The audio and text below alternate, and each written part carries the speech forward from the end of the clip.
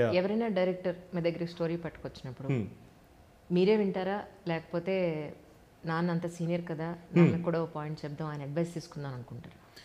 Absolutely first నేనే వింటానండి. కథ నాకు చాలా నచ్చిందంటే నేను నాన్న అమ్మని కూర్చోబెట్టి ఇది కూడా నాకు ఈ కథ నచ్చింది, ఒకసారి మీ ఒపీనియన్ నాకు ఇవ్వండి. ఎందుకంటే they been in the industry for very long time. Exactly. వాళ్ళు చాలా కథలు చూశారు, చాలా కథలు చేశారు. మీ ఫోర్ ఫాదర్స్ కూడా అదే ఫీల్డ్లో ఉన్నారు. ఎగ్జాక్ట్లీ. సో ఆ ఎక్స్పీరియన్స్ నేను ఇంకా గెయిన్ చేయలేదు. సో ఐ థింక్ వాళ్ళ ఎక్స్పీరియన్స్ అయితే నేను 100% తీసుకుంటాను, వాళ్ళ ఒపీనియన్ కూడా తీసుకుంటాను నేను. నాకు మోగ్లీకి కూడా నా కథ నచ్చిన తర్వాత సందీప్ నాకు నరేష్ని ఇచ్చిన తర్వాత అమ్మ నాన్న కూర్చోబెట్టి నరేష్ని ఇప్పించా. వాళ్ళకు కూడా చాలా నచ్చడం వల్ల I think things were happening.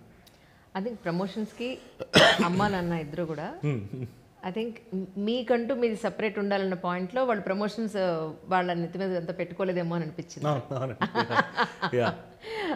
బండి సరోజ్ గారితో ఫస్ట్ టైం చేసినట్టున్నారు, ఐ థింక్ సో. ఎలా అనిపించింది మీకు? చాలా బాగా అనిపించిందండి. ఐ థింక్ ఆ person when I first met him చాలా కోల్డ్నెస్, ఒక డిస్టెన్స్ లాంటిది ఉండింది. Because we didn't know each other, కానీ జస్ట్ ప్రొఫెషనల్గా ఏదో కలుసుకున్నాం.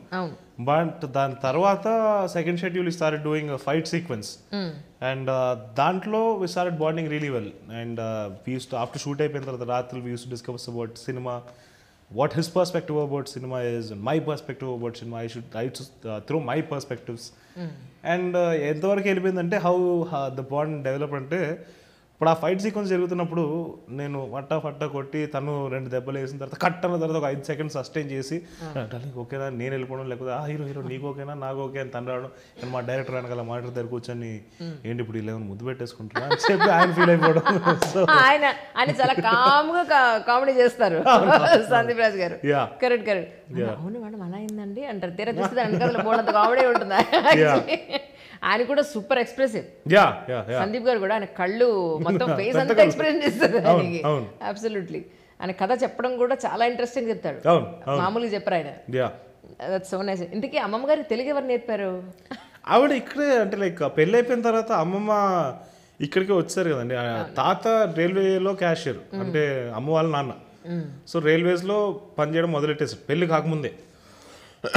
సో క్యాషియర్గా ఉన్నప్పుడు ఇంకా పెళ్ళి అయిన తర్వాత ఇక్కడికి వచ్చారు. ఇక్కడే మాక్సిమం టైం స్పెండ్ చేశారు. ఆవిడ తెలుగు ఇంకా ఫుల్గా అరాకొరా ఉంటుంది, ఆవిడ ప్రయత్నిస్తూ ఉంటుంది. కొన్ని ఏమైనా మాట్లాడితే ఏమైనా బూతుల్లా కూడా వినిపించచ్చు. బట్ ఆవిడ ఇక్కడ మాక్సిమం టైం ఇక్కడే స్పెండ్ చేశారు కాబట్టి పెళ్ళి అయిపోయిన తర్వాత అక్కడి నుంచి నేర్చుకున్నారు. ఏమంటారు మా అమ్మమ్మ గారు యాక్చువల్లీ ఎడ్యుకేషన్ గురించి కానీ కెరీర్ గురించి కానీ?